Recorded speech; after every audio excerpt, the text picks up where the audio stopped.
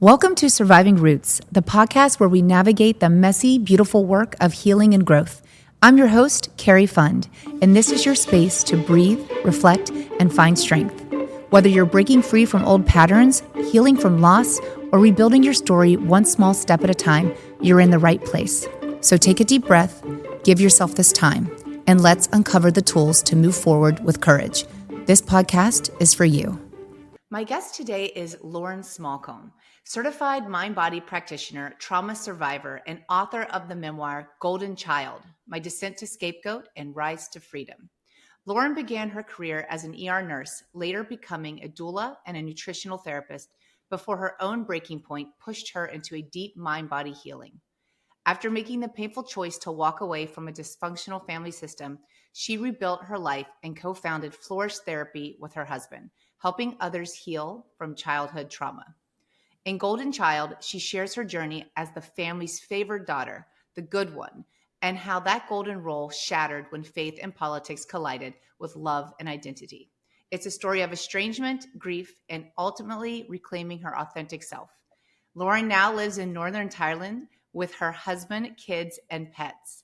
It's nice to meet you, Lauren. It's so good to meet you, Cari. Thank you so much. First, congratulations on the launch of your book. How does it feel? It feels really good. It's fun that we're talking on launch week because some of my other interviews have, been beforehand, but this is actually the week when we're recording, the week that it came out. And it feels like way more feelings than I thought would be associated with it. We just usually think of the really positive feelings when we think of a big accomplishment like this. But yeah, there's been some other feelings too. So I'm just trying to be here for all of it, like just make space for whatever shows up on any individual particular day and ride the waves. Yeah, it's amazing. Yeah, excitement, fear. I can only imagine, but it's great Yeah. that you're here for it all. Yep. Well, first of all, what's it like living in Thailand before we jump in? Because when I read that in your bio, I was like, wow. Yeah, that's one of the pieces that people are like, wait, what? Tell me a little bit more about this random detail. Yeah, Thailand has been an incredibly welcoming, gracious, comfortable place for us to live. We've been here almost a decade, which is crazy Wow. to think about. We'll get more into it in my story, but we were in quite a religious upbringing, and it ended up pushing us towards missions work. So we actually ended up coming here as missionaries, which, for those who aren't familiar with that term, we were coming to bring the love of God to Thailand, which I kind of laugh about because the love of God is probably everywhere and you don't need to bring it places. But It's a good point. it is where we were at the time. And I'm just trying, me and my husband are both trying really hard to not like hide those parts of our journey that are kind of, now when we look back, are kind of embarrassing, honestly, and cringeworthy in a lot of ways. So that is why we came here. We were going to do member care and support. My husband's a clinical counselor. And at the time, I was a nurse and a nutritional therapist. I hadn't yet become a mind body practitioner, but that's why we ended up here. And we left that work several years ago, but we loved it so much here. We were just like, why would we leave when we're so Yeah. comfortable? Our kids are so established. We're in the rhythms of life. And it's really a very safe country for us to live in. And there's not a lot of the polarization like that is going on in the States, or Yeah. things like school shootings and school situations with kids. It's just not something that we deal with at all here. So all of those factors kind of helped us decide to stay here. And it's beautiful. It's warm. The food is great. The people are so kind and generous. We speak Thai, but it's not very good. Like Mhm. we sound like a 3-year-old because it's a hard language for Westerners to learn. But they're just so kind and gracious, and we feel very loved and welcomed here, and that's such a gift. Wow, that is so beautiful. I'm so happy for you. What a journey. Thank you. Yes, a journey, exactly. Well, you've definitely been on a journey. I can relate to a lot of your experience with regards to dysfunctional and toxic family systems, estrangement. So let's just dive in. Let's do it. So, how would you describe a dysfunctional or toxic family? Hmm.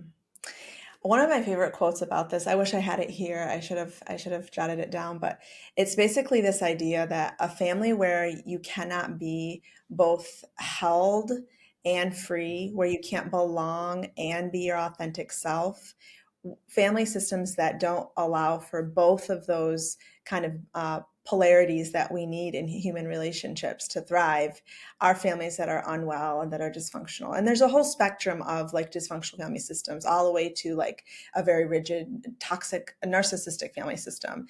But the basic tenets are similar, that people are put into roles, that people are controlled through the conditioning and the expectations of the family culture, that there's not needs being met, but kind of just social, like having a roof over your head and having your physical needs provided for. Those don't um, don't mean that there's not dysfunction. And I think Mhm. that's something that we're all waking up to, is that there's a lot of emotional neglect and emotional abuse that happens in family systems. And just because all the exterior needs are being met does not mean that it's a safe, loving, attuned household. Yeah. I almost think that can even make it worse sometimes when the exterior needs are being met and it looks to the outside world. I almost feel like in my situation that even brought a little more shame. Like I should be grateful that at this, but not this. And I don't know. I think that's what kept me in so long. And one thing I'd like to ask you is, was there like a specific moment you can remember when you're like, wow, this is dysfunctional, or I'm in a toxic family relationship? Mm. Well, first, I just relate to that so much, of how much we gaslight ourselves when Yeah. we did have, even some of us had a lot. Like I was given a lot of material. I was the youngest and I was the golden child, so I was given basically whatever I wanted when it came Mhm. to the prettiest dolls and the nicest material things. And so I think that is such a good point you bring up, that we almost, it's harder for us to see if there was physical neglect or physical abuse. It's easier maybe to accept, although it's still hard to see. Even with the Yeah. most egregious abuse, children are wired to protect their parents' um, you know image, and to assume that their parents were good, even if they Yeah. weren't good. Yeah.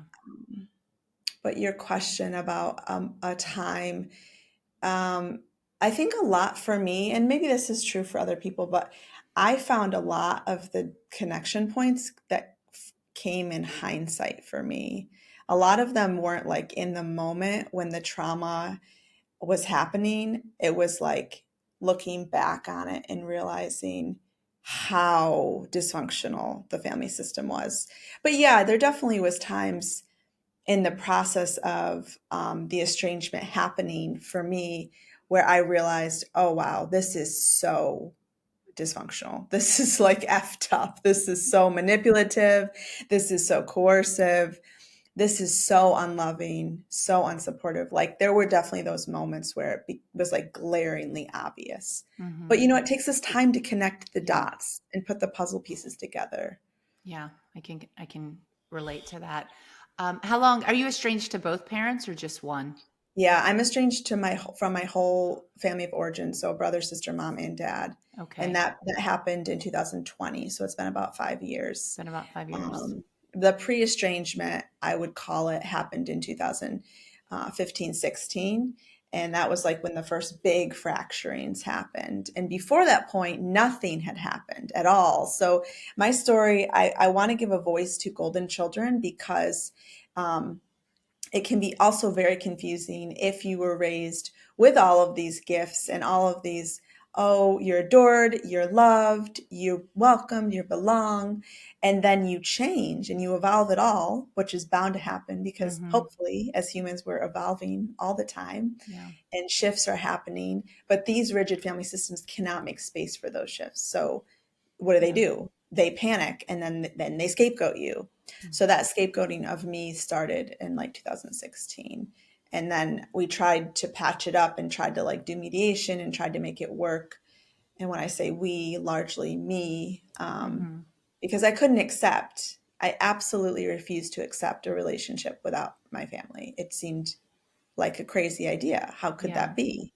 Right? We Yeah. just we fight it until we no longer can fight it because it's not going to change. It's not going to change, and it's really hard to when you've seen behind the drape or Yes, the curtain, and then you curtain. can't unsee it, and then you realize, wow, I want to heal, I want to feel better, I want to be better, and you just can't do those things in the same environment that's breaking you. That's right. It's impossible.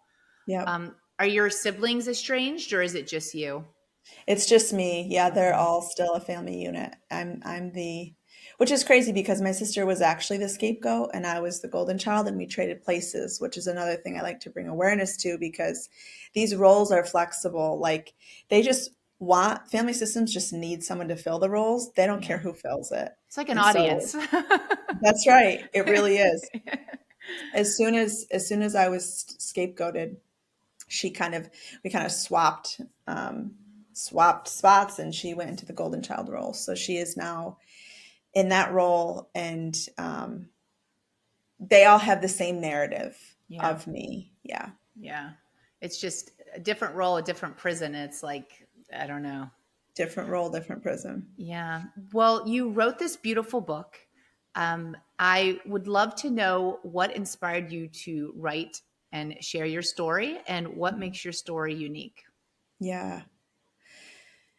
um Well, I was reading memoirs like crazy. I love memoirs.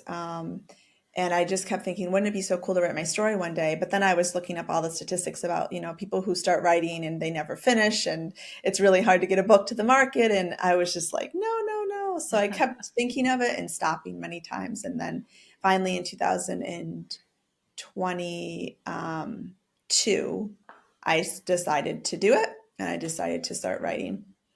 And I think for me, a few reasons kind of went behind why I did it.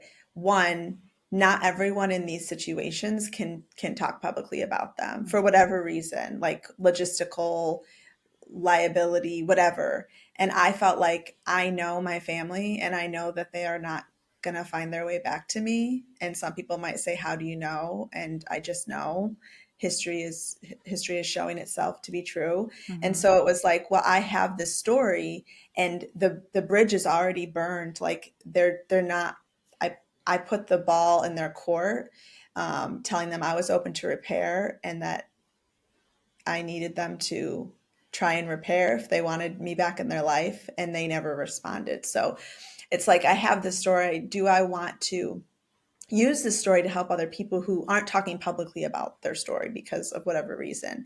And I also have a really good support system with my partner, who's an incredible resource for me in my mental health. So I felt like I could do this hard work of writing a story. I mean, going through your own personal story, especially when there's traumatic loss and grief, is super painful. So the actual writing process in and of itself cost me so much on my body and my mind, but I just felt like I had the friendships and the partner resources to do it, and that it would be a gift to other people facing estrangement.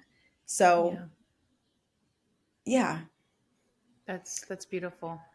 Yeah, and there's so much healing. I don't even think people realize there's so much healing that happens even between the words that you're writing.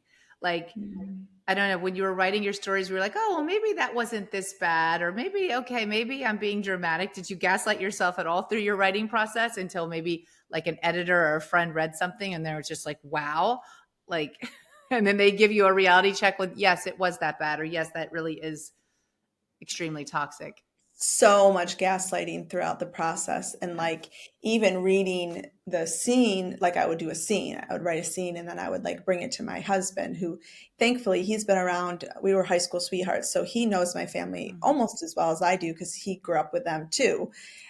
So I would be like, is this actually what like I would question Yeah. myself and my own remembrance of the story. And he'd be like, that's exactly how I remember it too. So it was this constant, like, I wanted to make sure I was telling the truest story that I could tell. And it did cause like the mental gymnastics and hula hoops that I was jumping through, trying to make sure um, it was what I said, and also was it even bad, or am I reading into this? Am I expecting more out of a relationship than is even reasonable? And then yes, having different editors read it and coaches and just seeing them understand the story and Mhm. it all come together and the light bulbs for them has been super humbling. Yeah. Yeah. I wanted to ask you, so what was it like setting the stage for estrangements? Like, did you express boundaries and your needs and they just completely ignored them? Or was it a clean break, or did it take like a while for the estrangement really to get Mm. into process? I find this to be one of the hardest questions to explore because it's like, oh, estrangement is so complex. And I know you get that. Yeah. It's so nuanced how it kind of happens. So a big part of the book is that year 2020 when it happened, because I wanted to really get clear on what exactly did happen. So a higher like overview of that, not the 4 chapters about it, um, is basically we started having diverging views on like socio-political issues. Hmm. And we were in this high control religion and high control family system. And my role in that had been compliance, unquestioning compliance and loyalty. And that's what I was so willing to offer for so many years. It was what I got in exchange for the golden child role. I say I was in a golden cage and my cage was filled with golden things, but I had to stay in the cage. And there's a quote that I start the book with that says, "Those who do not move do not notice their chains." And that was me. I Ooh, never, right? That quote jeez. Yeah. sits with me. Um, I never moved from that position of compliance, but as soon as I did, the chains went taut and pulled on me. And that was when the division kind of cracked open, the fracture happened. And at that point, they could no longer see me. I mean, it was pretty immediate how quickly their posture towards me changed. It was like I Mhm. went from beloved, delighted in daughter to enemy territory Yeah. really, really quickly. Yeah. I can relate to that. I've been estranged from my mother for almost 16 years now. My father's still in my life. He's a narcissist and toxic. And my brother and I have a very close relationship finally after a lot of work, Yeah. because they really needed us to sort of be enemies to play the Yep. part. But when I think about like, well, I know the date, I know exactly the call, the hang up, the day that my estrangement happened, but it's Wow. so interesting. It it almost felt like a clean break after decades of all the pain and the drama, and it I feel like it's clean because it really showed me that my mother, if I didn't fit into the, for you say cage, but if I didn't fit that role, I Mm. wasn't useful because she needed a scapegoat, she needed somebody. So when she saw Yes. that I saw what was happening and I just had enough, I just wasn't useful anymore. And it's so interesting. I just felt like it was a pretty clean break. Um, Wow. yeah. So I can Wow. relate to that. I still have chills from that quote that you just said. Wow. That's wild. Well, you have a lot of interesting themes in your book because with the patriarchy, there's some white supremacy mentions religion. Can you dive into that a little bit? Well, I think my dad's okay, so in our family system, my dad was kind of the most the most unstable, fragile one that we all had to kind of bow to. And in some family Okay. systems, it's the mom, and it varies. But for us, it was my dad. And he kind of set the tone and set the stage. And when I look back on the high control religion we were a part of, all the messaging I was getting was get married. Like, yeah, go to college, be a nurse. But ultimately, you need to get married, and you need to be a good wife, and you need to have kids, and you need to follow this kind of set order of what women are supposed to do and how men are kind of in charge. So for my dad, he was very patriarchal in the way that he led our house, even the word lead, oh my gosh, Uh-huh. and how he was over my mom, and she was kind of submissive, this type of dynamic. And that was not the way I was. Okay, I was because I was the golden child. So I learned how to do that. But there was like this natural fire in me. Mm-hmm. I was told by my eighth grade teacher that I was this little feminist. And I brought that word home to my parents. And I was so excited because I was like, I have this new word. And Oh. he's the most brilliant teacher I've ever had. And he called me this word, and I didn't know what the word meant.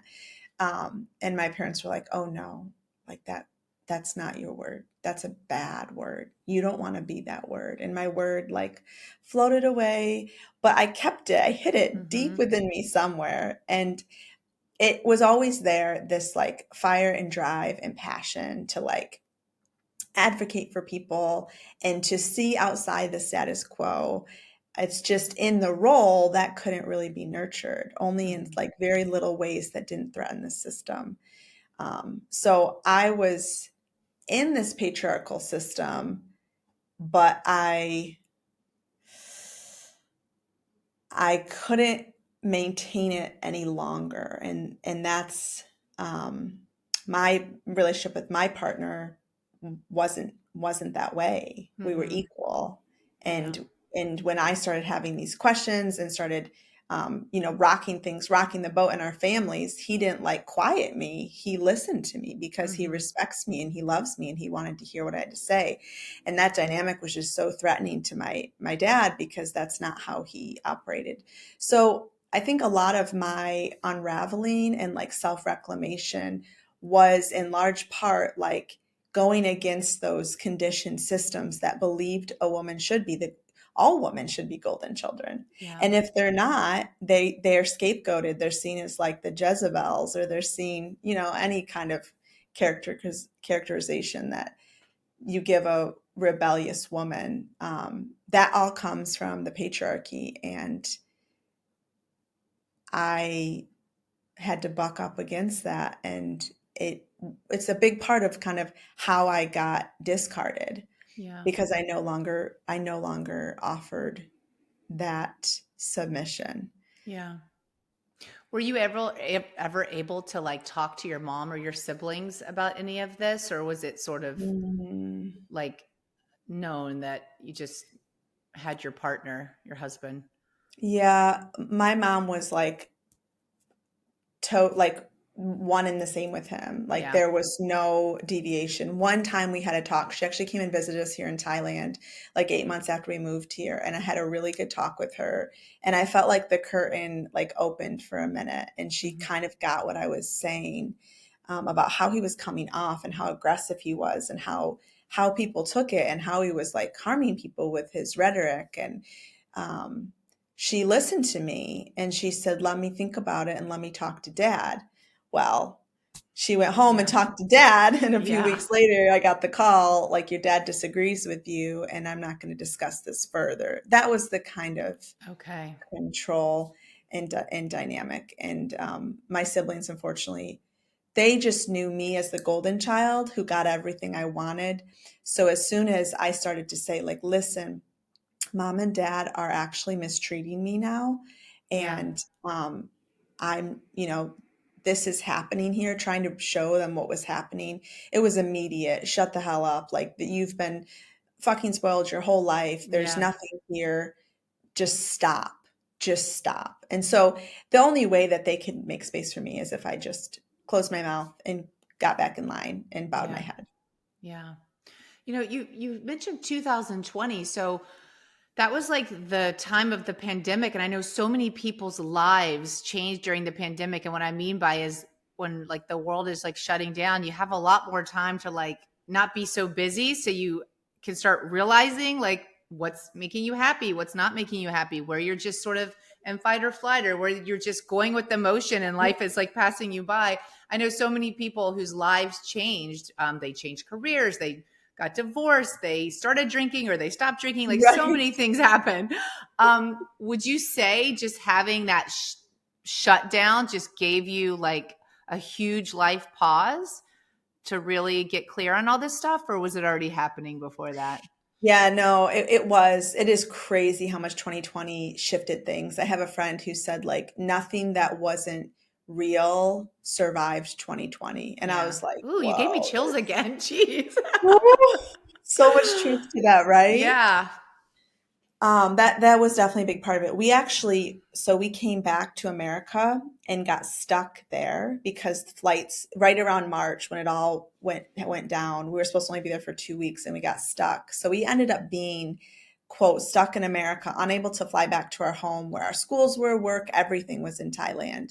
And we ended up staying in this pond. We called it the pond house. Someone offered us a house that was empty. It was so gracious on a pond in the middle of like the forest.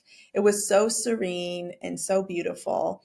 And this like little pond log cabin became the space of like deep, deep grief work and transformation because Wow. we couldn't leave it.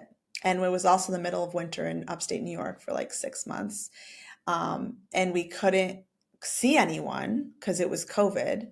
And this is when my parents started not this is when they sorry, I'm forgetting the word for when you don't get back to people, when you stiff arm, when you cold I can't remember the word, when you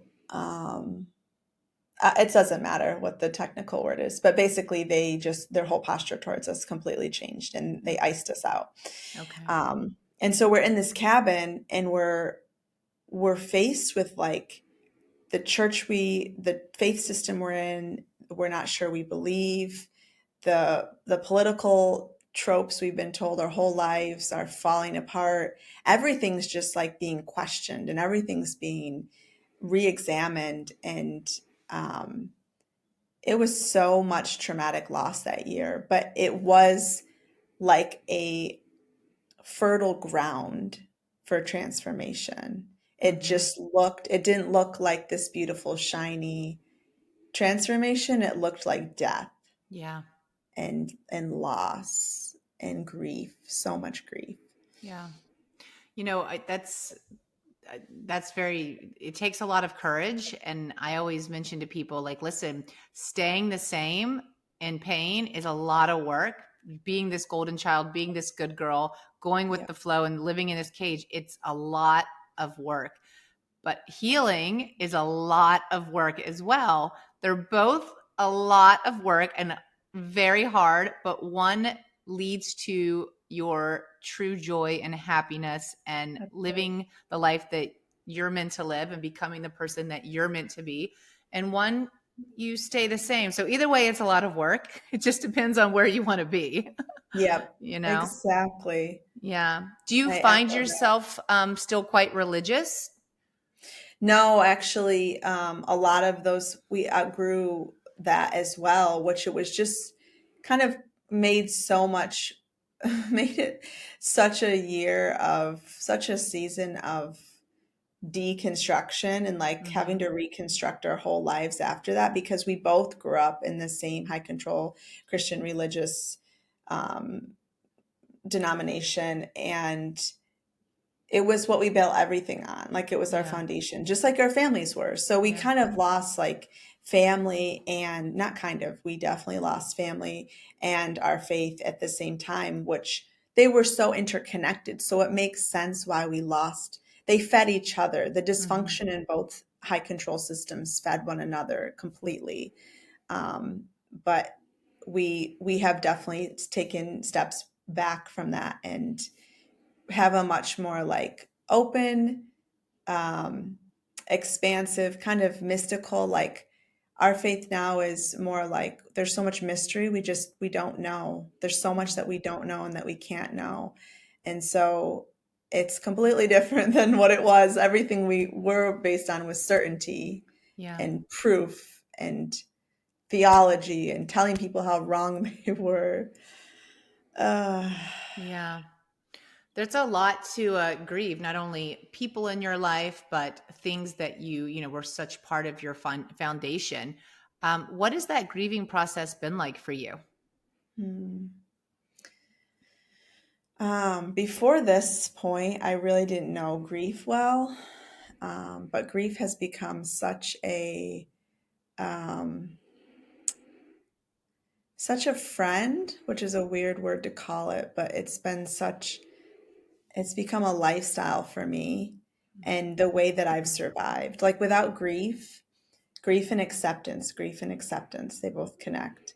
Without them, I don't know how I could have moved to that place, like were talking about just a minute ago, of things having joy and abundance and like beauty. Without grief, like I would just still be stuck Yeah. completely in all this pain. And that doesn't mean like grief gets rid of the pain, but it helps you be with the pain and process the pain and make sense of the pain, even though it's senseless. You find meaning through the grief process. So for me, grief has it's looked like attunement to my body of how I'm feeling, what's coming up, what I'm thinking. And a lot of times I express that to someone, a lot of times my partner, maybe a friend, maybe I journal it. I move my body when I feel grief. I go on my yoga mat and I just move like spontaneous movements of it's a lot sometimes with tears, but the movement helps me to like allow the grief to course through my body and to do its magic work. I don't want to like make it sound like it's this fantasy thing, like it's fun. It's not. It's brutal, Mm-hmm. right? But it has a purpose and it comes to do its work. And if we Yeah. can yield to it and surrender to it, we can come out of each grief wave um, whole Yeah. and and authentic, Yeah. and that's a gift. I think that's, I think growing up, so many people are in life are just like, what's my purpose in life? What am I here meant to do? And I was actually talking to somebody the other day. I was like, we put so much stress on us. I think that's what keeps us silent, with the shame and the guilt of, living our best lives and, being all of these things and figuring out what our purpose is. And I was just like, what if our purpose was just to live, like to feel joy and be happy and contribute love and compassion to Mhm. society? Like, what if like it was simply just living our lives, and I think like as whole, and everything Wow. I just feel would be much more simpler in life. Like we wouldn't stay in these toxic roles or these good Yes. girl labels. We would just like, what if the goal was just to live wholly? Hmm. Maybe we would own our healing and our authenticity like much sooner, Yeah. because life would just be like, that's it. Like you're born, you have this beautiful chance, and what if it's just for you to live wholly in this life? Wow. And I don't know. I think things would be so much simpler. You grow up with such a religious, strict background. What are your thoughts on forgiveness now? Because I know, I come from a very well. My parents were different religions, like Catholic and Christian, and a lot of my family members are very devout Christians. I actually, when I met my husband, converted to Judaism and found my way through Judaism. No So way. I'm sort of the black sheep when it comes to that. But my outlook on forgiveness is very different. And I know that I've interviewed people or family members have always said, yes, but you forgive your parents, right? You have to forgive them. And I just say, you don't have to forgive. The most important is like forgiving myself for the way I treated myself and the things I allowed. But self forgiveness, I have found, is was crucial in my Mhm. healing. But you don't Wow. necessarily need that I'm sorry from the people that have hurt you, because you may be waiting a lifetime, and instead of, while you're waiting, then you're not living. So I don't know, but I'm always interested to see, especially from your religious background, like, what are your thoughts on forgiveness? It definitely is like a triggery word for me. Yeah. So I'm glad that you have the perspective you have, because some people, I think it's rare, but there are some people in the healing world that are like tout forgiveness, Yeah. sorry, as this like be all end all, and that you can't heal if you don't forgive and all this Yeah. crap.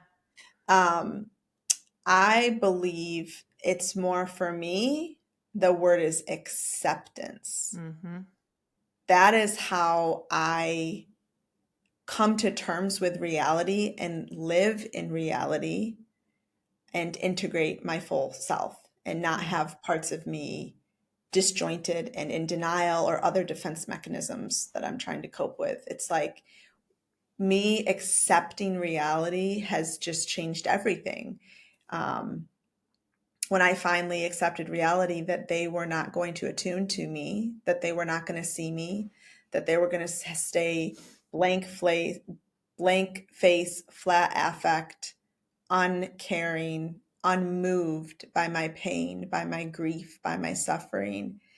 Um, that's when I was able to start grieving, Yeah. is when I accepted that and didn't think, oh, well, if I just say this differently, if I can just like communicate it in a really good way, if I can just be a really respectful daughter that will like show them how much I love them, then they will attune to me and then they will care. I, I stopped doing that. I Yeah. stopped thinking, oh, if only. And I accepted the reality was that they were grown adults. And if they wanted to Yeah. do those things, they could choose to do them. And they were not choosing to do them. And Yeah. I could accept that that is the reality of my story.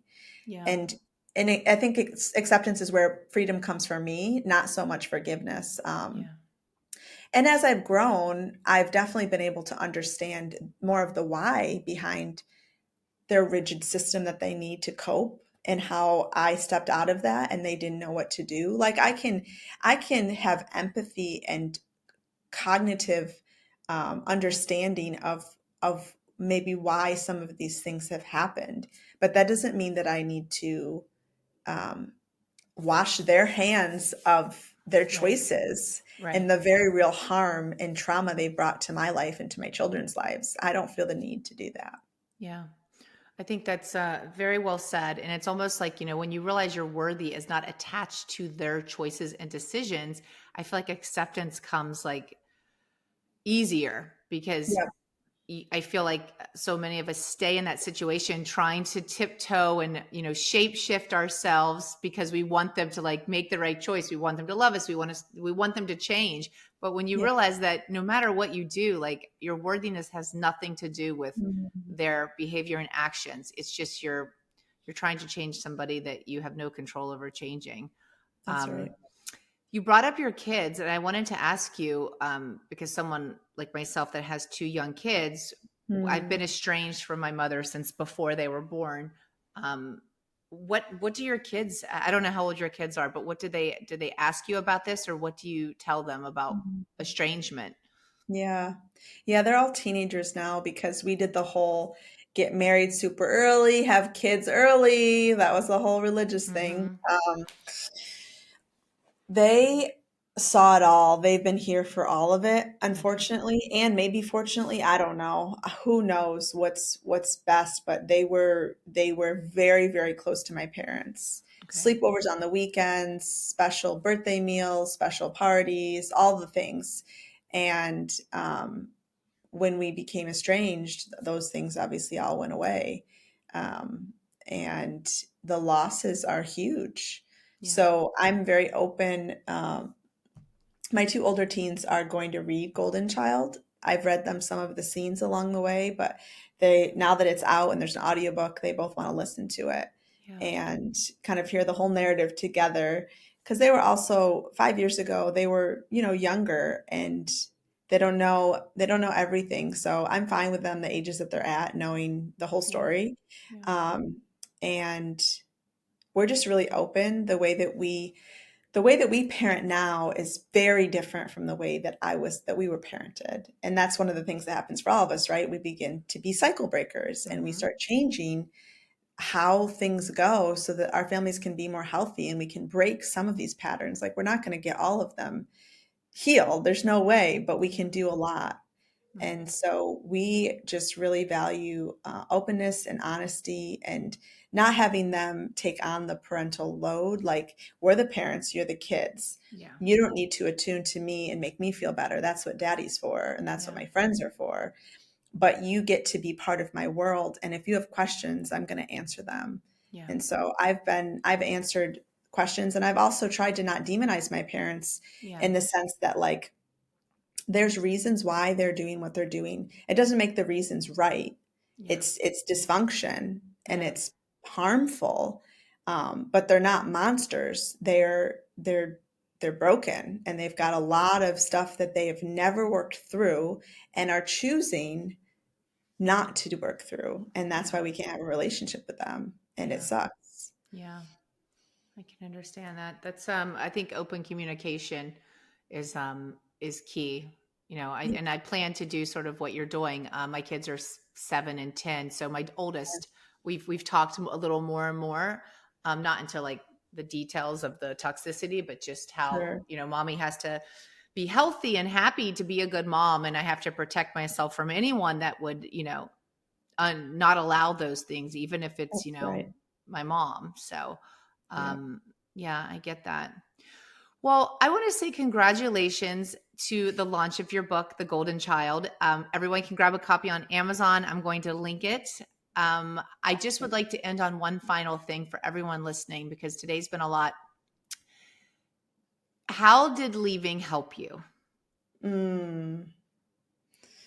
Leaving has helped me so much. Like, I don't ever want to leave out that part. I just feel it's so important to be honest about the grief.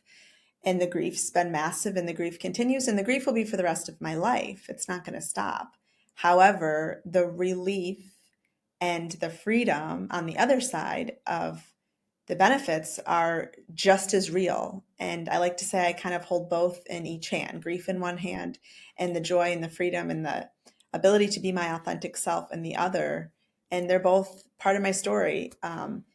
Me being able to be my authentic self, all of us as humans have this drive to be fully us in the world and have our footprint, be our unique footprint in the world. And that gets suppressed by so many different ways through conditioning and through family dysfunction. But when we can come up out of that and Mm-hmm. be able to figure out what that is and offer that to the world and to ourselves, Mm-hmm. it's not just about what we bring to the world. It's how we get to feel in our own skin. Yeah. um, it's just such a gift. It's hard to, like, put words to it, of how Yeah. wonderful it is to be your full, um, abundantly, like, not that every day is abundance, but my life is full and abundant on this side of estrangement. I've lost a lot, but I've also gained so much, and the freedom is, it's just something I'm thankful for all the time, that I don't have that constant stress and trauma and feelings of, honestly, like, pain, that Yeah. I had such misattunement constantly, and that intermittent reinforcement of sometimes getting my needs met by them and sometimes being devastated. Being freed from that is costly, but it's also really, really wonderful. All the relationships I have in my life right now are reciprocating, mutually beneficial, loving, supportive relationships. And we're here because we want to be here. And I know that that's a privilege to have that, and I don't take it for granted. Yeah, that's beautifully said. Well, I mean, for everyone listening, if Lauren's story doesn't just prove to you that we become the choices that we make, and I think that that's really our power, is that we have the power of choice. And Mm. honestly, any change we want in our life is really just a choice away. You just have to be so courageous to make the choices. Just make the choice. That's right. I want to thank you so much for being here today and for sharing your story. Congratulations on your book. The cover is gorgeous. I mean, let's see the cover. Yeah, it's Thank gorgeous. you. I Congratulations. love it so much.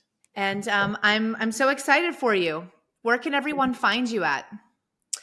So you can find me on Instagram or Facebook at flourish_therapy, or the book account is Golden Child Book, whichever one you want to follow. We do a lot of content on childhood trauma and reclaiming your full self after toxic family dynamics. And you can also find us on a website, flourishtherapy.co, and all the book information is on there too. Thank you, Lauren, so much for being here. Thank you so much, Cari. Okay.